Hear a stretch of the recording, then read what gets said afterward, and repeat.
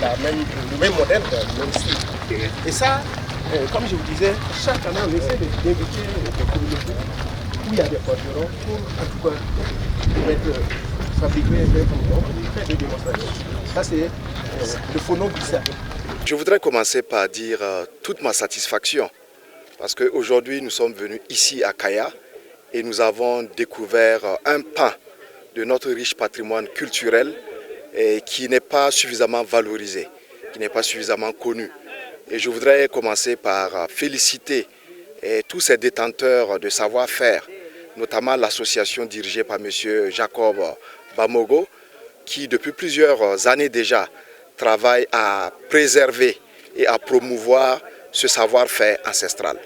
Alors en nous rendant ici sur le site de métallurgie ancienne du fer, nous sommes venus nous-mêmes nous enrichir, découvrir et voir comment nos ancêtres étaient déjà en avance par rapport à ce qu'aujourd'hui nous appelons la technologie moderne. Nous sommes venus, nous avons vu le processus de bout en bout qui a permis d'extraire le fer.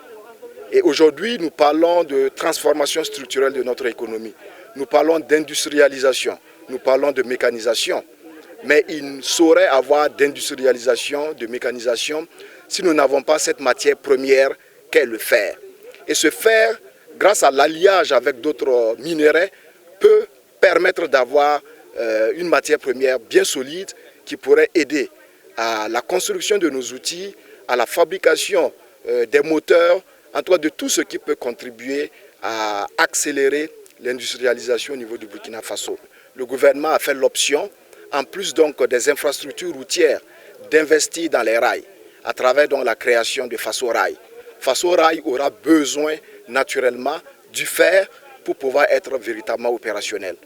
En somme, le message que nous voulons lancer, c'est de dire qu'il est pour nous un devoir de faire la promotion de ce savoir-faire ancestral, de montrer que nous avons des technologies qui peuvent être promues.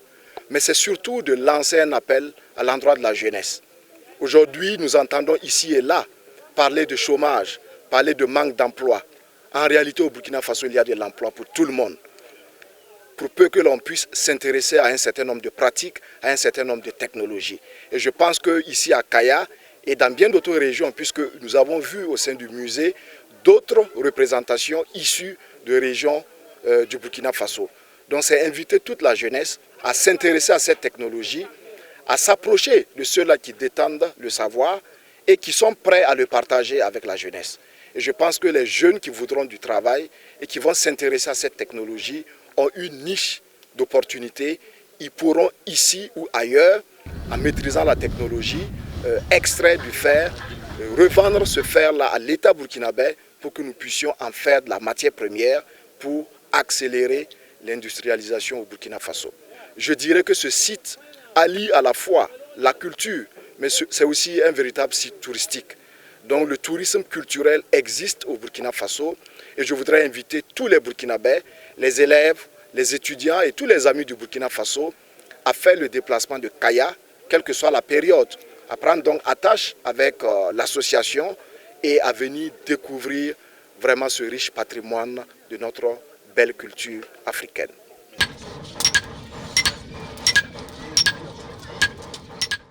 L'activité aujourd'hui est exceptionnelle.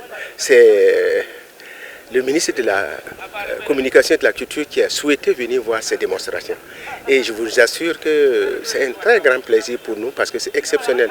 Depuis que l'espace existe, il y a plus de 20 ans, on n'a pas eu la chance d'avoir un ministre de la Culture. L'objectif, c'est de faire valoir ce savoir-faire ancestral et faire former des gens. Si vous remarquez, il y a des jeunes qui sont là. C'est des jeunes qu'on a formés, d'autres sont partis, d'autres ont compris, ils ont su et ils vivent de ce métier-là. Ici, comme vous l'avez bien constaté, c'est le musée des fourneaux africains. C'est quelque chose qui n'existe nulle part ailleurs dans le monde entier, si ce n'est pas au Burkina et à Kaya. Et ici, nous avons la chance d'avoir plusieurs fourneaux.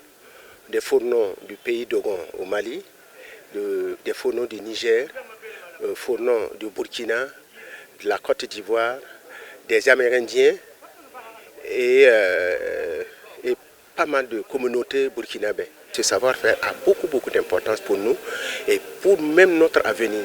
Cette science africaine, elle n'est pas écrite. C'est ça qui fait que les gens pensent que ça n'existe pas, on ne connaît rien. Non, nous connaissons beaucoup de choses. Parce que notre science avait été transmise du père en fils. C'est toujours comme ça, c'est le père qui apprend au fils comment ça se passe, ainsi de suite. Mais grâce au courage de l'association et à l'accompagnement de certaines personnes, nous avons pu aller jusqu'au bout, faire ces fouilles archéologiques, arriver à inscrire ça au patrimoine mondial de l'UNESCO et notre structure a été même accréditée par l'UNESCO comme ONG. C'est tout ça là. Ok, juste pour vous.